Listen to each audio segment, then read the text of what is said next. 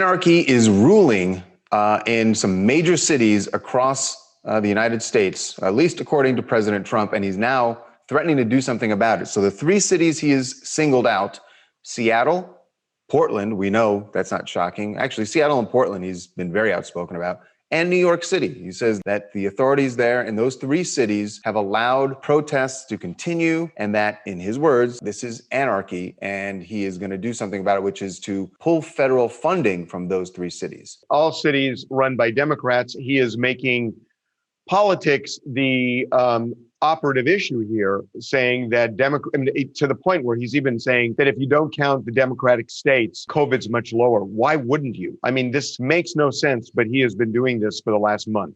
One of the people who is speaking out every time the president says something that is, I think, clearly, in my opinion, clearly divisive. Bishop Talbert Swan, who is the president of the NAACP chapter in Springfield, Massachusetts. He is not letting the president go unchecked.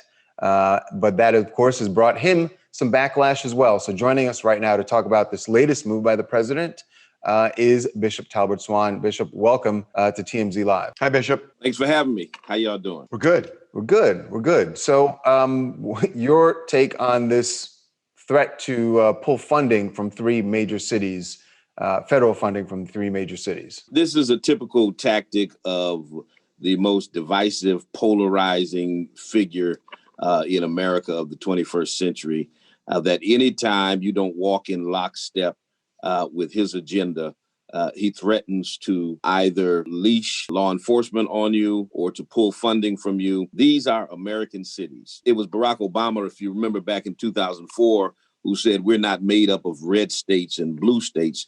We're the United States of America. Maya Angelou called it the yet to be United States of America, which is more in line with how Trump wants to keep it. When a president continues to talk about Democrat states versus Republican states as if he's not the president of the United States, that's problematic. And to come up with a made up designation. What is an anarchist jurisdiction? It's something that has never existed in American history or in American politics. It's something that this administration has made up just to justify his divisive tactics. It's the same thing as coming up with something called Black identity extremists, so you can justify tapping the phones of Black Lives Matter activists and targeting those who are not guilty of terrorism and anarchy in America, but it fits his narrative. That is very compelling, everything you just said. But Bishop, given that, it's not just Donald Trump anymore. I mean, at least 40% of the country is behind him on most of this stuff. So effectively, we are the divided states of America. And I'm wondering, at a point, I think we just have to acknowledge it, right? I mean, because you can say it's the United States, the United States, the United States. We got a problem right now with our population. You're absolutely correct. We are the divided states of America. And, after Barack Obama was elected, people began to talk about this post-racial paradigm that we were in. And what it clearly revealed in the wake of his election was just how divided America was, with the rise of the Tea Party and all of the factions that would oppose him for the next 8 years. A friend of mine, Bishop Darren Moore, says it like this, that white America became so nauseated at seeing a Black family in the White House that they vomited, and out came Donald Trump.